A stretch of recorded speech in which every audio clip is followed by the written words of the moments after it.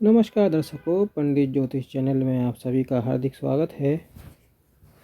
आज मैं आपको बताने जा रहा हूँ महाशिवरात्रि का यदि आपको पूरा लाभ लेना हो तो ये वाली वीडियो आप लोग ज़रूर पूरा देख लेना, क्योंकि इस बार 2026 में 15 फरवरी को महाशिवरात्रि के साथ साथ व्यतिपात योग भी आ रहा है और इसी दिन सर्वार्थ सिद्धि योग भी है और त्रिपुष्कर योग भी है। ठीक है, तो जो भी मनुष्य सच में अपना कल्याण चाहते हैं तो भगवान के द्वारा, भगवान की कृपा से आपको यह दुर्लभ शिवरात्रि का योग व्यतिपात योग के साथ भी मिल रहा है। इसका आप लोग ज़रूर लाभ उठाना।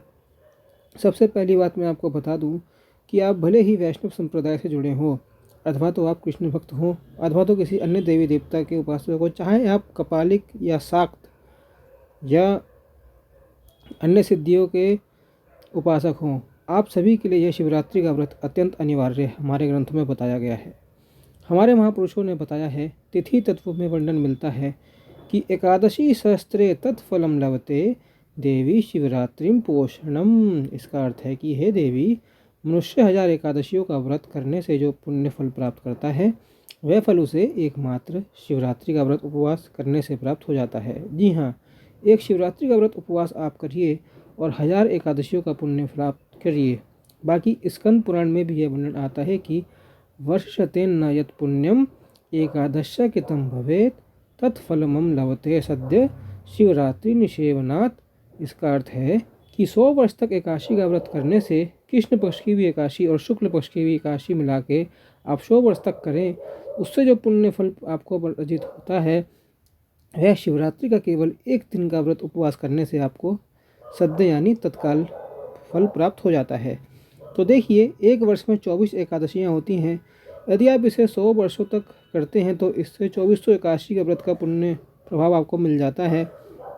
केवल एक दिन शिवरात्रि का व्रत उपवास और जागरण करने से ठीक है। तो मैंने आपको जो कहा ना कि वैष्णवों के लिए भी उतना ही महत्वपूर्ण है जितना कि शिव जी को मानने वालों के लिए है, जितना कि गणपति जी को मानने वालों के लिए है, जितना कि शाक्तों, कपालिकों और मांत्रिकों, तांत्रिकों के लिए यह शिवरात्रि खूब महत्वपूर्ण होती है।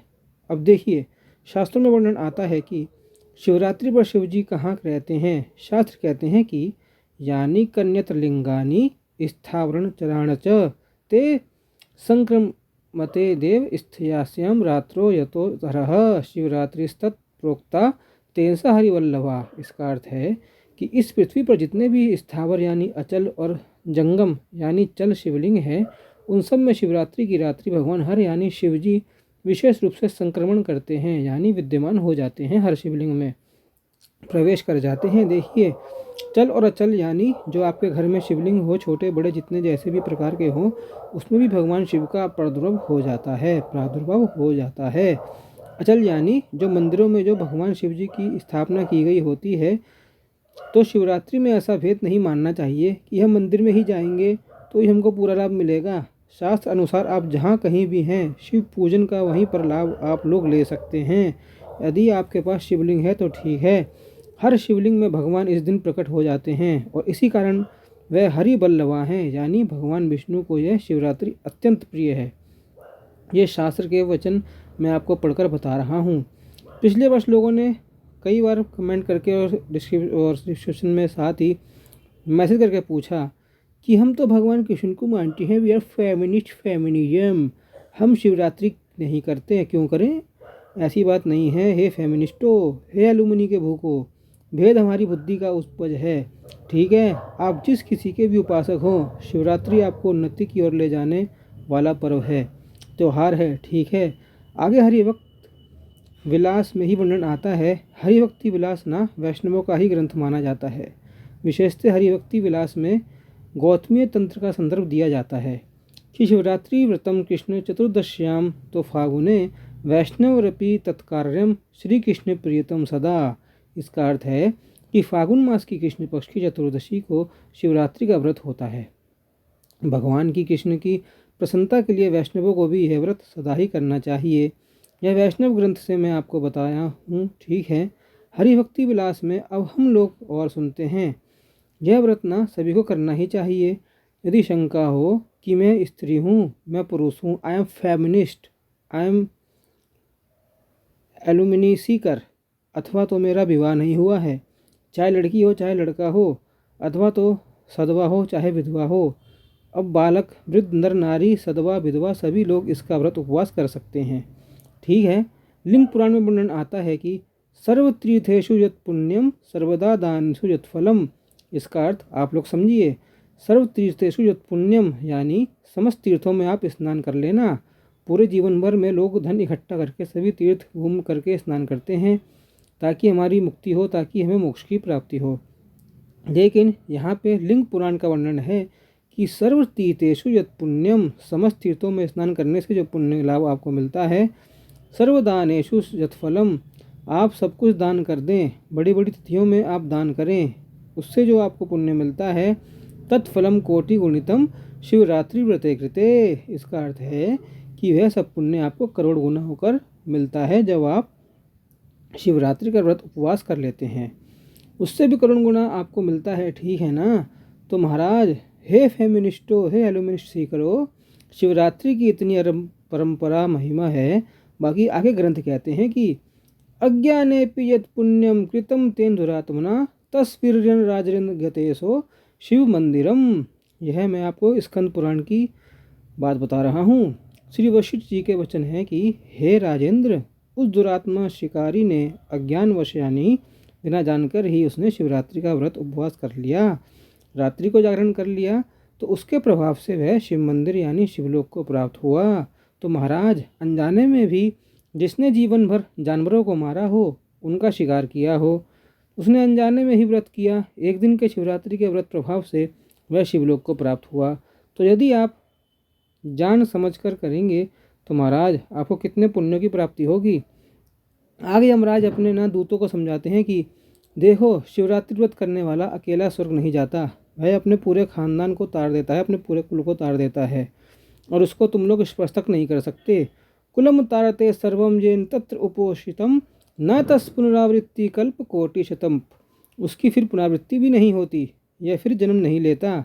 जो शिवरात्रि के व्रत का पारायण करता है, यानी जो शिवरात्रि का व्रत करता है, ईशान संहिता में मिलता है कि अश्वमेघ शस्त्राण वाजपेय शतानि च गवाम कोटि प्रदानम च शिवरात्रि समम।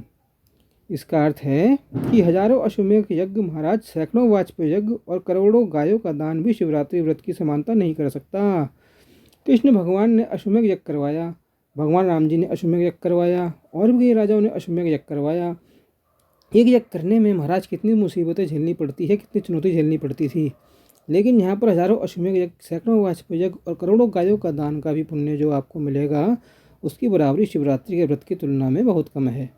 ठीक है, इतनी महिमा है इस शिवरात्रि की। आगे शास्त्र कहते हैं कि वर्षे द्वादशा नाम वे यत् फलम मम पूजना तत्फलम सब लभते सद्य शिवरात्रो मर्चनम। इसका अर्थ है कि महीने यानी एक वर्ष निरंतर मेरी पूजा करने से जो फल मिलता है, वह फल भक्त को शिवरात्रि के दिन मेरी पूजा करने से सद्य यानी तत्काल ही प्राप्त हो जाता है, अर्जेंटली, ऑन द स्पॉट।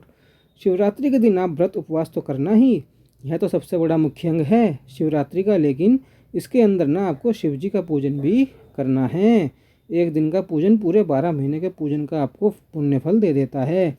तो हमको शिवरात्रि के दिन पूजन कैसे करना है, देखिए, सुबह स्नान आदि करने के बाद शिव जी के ऊपर आप लोटा का 1 लोटा जल आदि दूध आदि अर्पित तो करना ही, लेकिन जो ना मुख्य पूजन होता है वह रात्रि के समय से शुरू हो जाता है, यानी जब सूर्यास्त होता है ना, उस समय से प्रहर शुरू हो जाता है। रात्रि के 4 प्रहर में विभाग किया जाता है।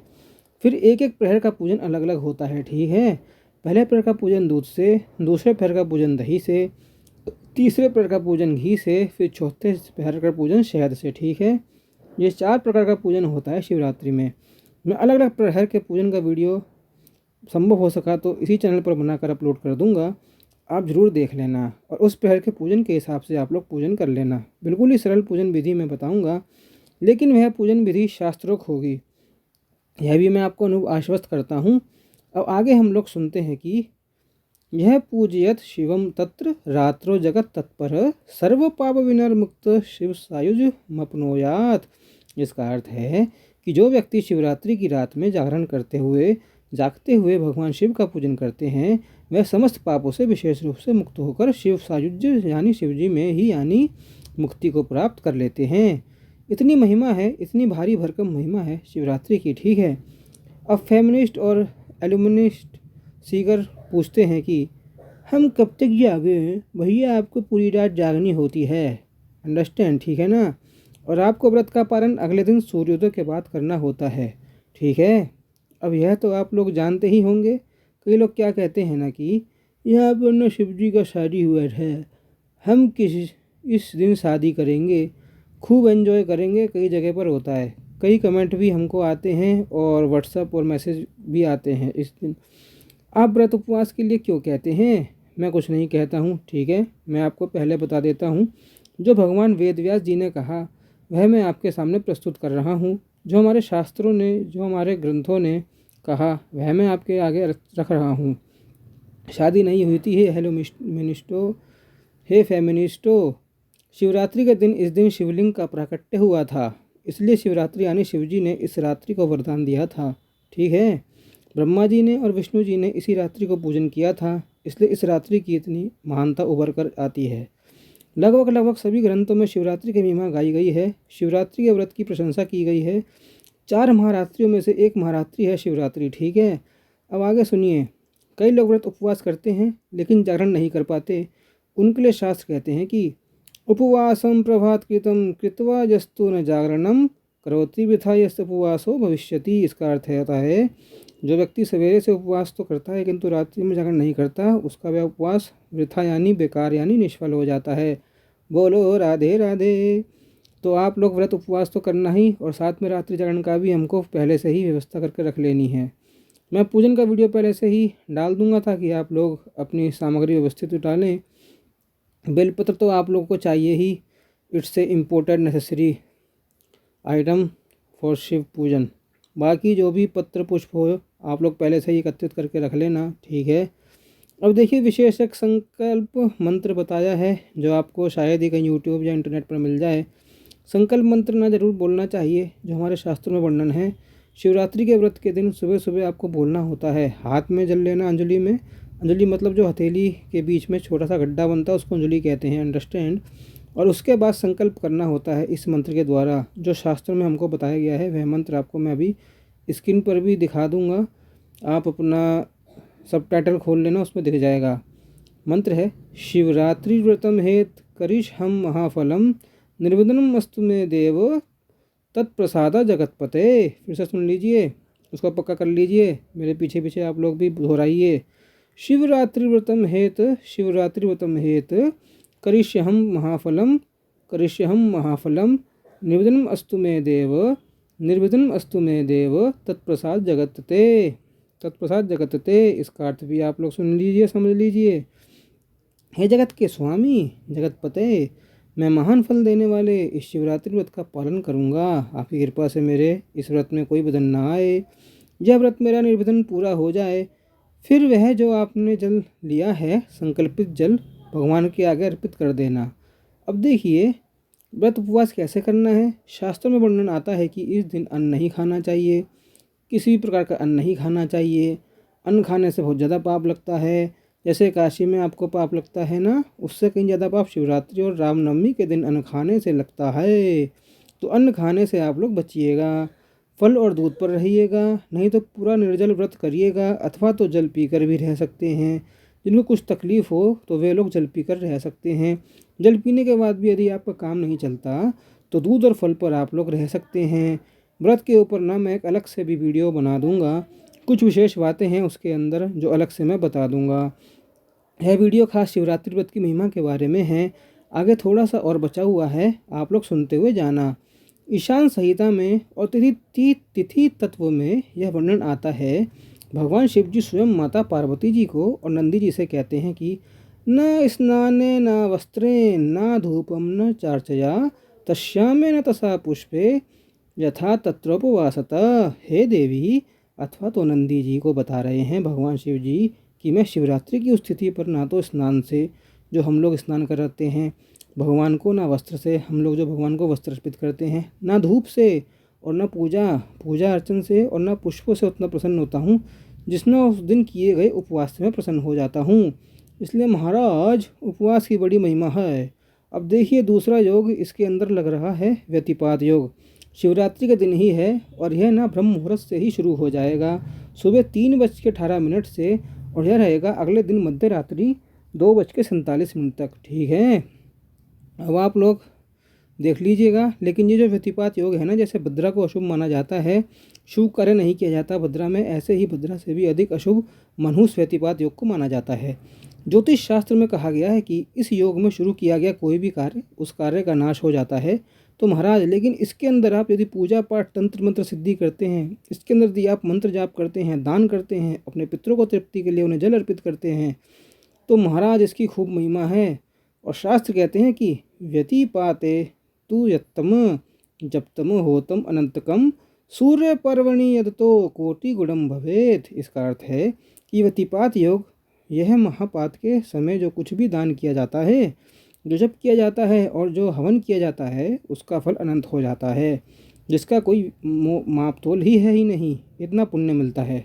सूर्य ग्रहण के समय दिए गए दान से भी करोड़ों गुना ध्यान दीजिएगा। पॉइंट टू बी नोटेड, सूर्य ग्रहण में जो भी आप लोग दान पुण्य करते हैं, उससे भी करोड़ गुना पुण्य अधिक फल व्यतिपात योग के दान से मिल जाता है। आपको तो व्यतिपात योग है, शिवरात्रि का योग है, व्रत उपवास तो करेंगे ही, है ना, भगवान के नाम का जप तो करेंगे ही। मैं अपने इसी चैनल पर अथवा तो दूसरे चैनल पर अगर हो सका संभव तो आपको दिखा दूंगा लाइव टेलीकास्ट भी। लोग भगवान का नाम चलाकर अपने घरों में रख लेना, भगवान का नाम कानों में पड़ता है, वह तो होगा ही, साथ में अपना दान पुण्य करना, कहीं भी दान करना, ठीक है, जहाँ पे आपको संभव हो, जो भी चीज़ वस्तु आपके पास हो, यथा संभव आप दान पुण्य जरूर करना। कुछ भी नहीं है तो श्रम दान करना, कहीं सेवा कर लेना, कुल मिला के इस योग का खूब भरपूर लाभ लेना। मैंने आपको बताया है कि मनुष्य जीवन सफल करने के लिए ऐसे दुर्लभ योग आते हैं, ठीक है, इसको ऐसे खाने पीने में, मौज मस्ती में, भंडारे खाने में मत व्यतीत कर देना। खास करके मैंने देखा है लोग शिवरात्रि के दिन ही भंडारे लगाते हैं, जगह जगह पर लोगों को खूब शरबत पिलाते हैं और लोग लालच करके पी लेते हैं, ठूस लेते हैं, खा लेते हैं। नहीं, इससे बचना चाहिए, बहुत अधिक पुण्य नाश हो जाता है हमारा। व्यतिपात योग की इतनी ही महिमा नहीं है। 12 पुराण में, स्कंद पुराण में, निर्णय सिंधु में यह वर्णन आता है कि अमावस्या सहस्त्र व्यतिपातन तस्मत् तस्मात् तत्र कितम दानम अनंतम प्रकीर्तितम। इसका अर्थ है कि 1000 अमावस्याओं का पुण्य और एक व्यतिपात योग का पुण्य एक समान है, इसलिए इस योग में किया गया दान शास्त्रों में अनंत पुण्य देने वाला कहा गया है। तो महाराज इस दिन पितरों के लिए तो ज़रूर आपको कुछ ना कुछ कार्य करना ही चाहिए। पुण्यों का विस्फोटक योग है ये। तो एक लाइन में मैं आपको बता देता हूँ कि इस दिन आपको व्रत उपवास करना है। सबसे पहले आपको सुबह सुबह संकल्प करना है, स्नान आदि के बाद हो सके तो आप व्रत उपवास दूध और फल पर करें, जल पर करें, अन्न का इस दिन त्याग कर दें, किसी भी प्रकार का अन्न इस दिन ग्रहण ना करें। पूजन भी करना है, शिव जी के ऊपर जल चढ़ाना है, 4 प्रहर का पूजन है, भगवान का नाम चलता रहे, आपके घर में चला लेना, लाइव चला लेंगे इस चैनल पर, कुल मिलाकर आप ना कमाई कीजिए। इस दिन जितना कमा सकते हैं पुण्य, जितना लूट सकते हैं पुण्य लूटिए। 4 प्रहर के पूजन का भी आप लोग ज़रूर लाभ लेना, रात्रि जागरण का भी ज़रूर लाभ लेना। और आपको क्या क्या चाहिए कमेंट सेक्शन में, डिस्क्रिप्शन बॉक्स में ईमेल आईडी पे आप हमसे संपर्क करके बताइएगा। ये वीडियो मैंने पहले इसलिए डाल दिया ताकि मुझे पता चले आपको किस किस चीज़ की आवश्यकता है, ताकि उस पर मैं अपनी वीडियो बनाने की सेवा आप लोगों तक पहुंचा सकूं। बाकी कुछ आपको पूछना हो तो डिस्क्रिप्शन में दिए गए ईमेल आईडी पे आप हमसे संपर्क कर सकते हैं, निःशुल्क पूछताछ कर सकते हैं। इस वीडियो से संबंध में भी आप लोग पूछताछ कर सकते हैं, अलग अलग चीज़ें भी पूछ सकते हैं। और साथ ही और किसी वीडियो आपको चाहिए विषय पर वीडियो, तो वह भी आप लोग हमसे पूछ सकते हैं, उस पर मैं छोटी छोटी जानकारी आपको देता रहूँगा। तो कुल मिलाकर भरपूर लाभ लीजिएगा इस शिवरात्रि में। मिलते हैं अगले वीडियो में, जब तक के लिए ओम नमो नारायणाय, ओम नमो भगवते वासुदेव।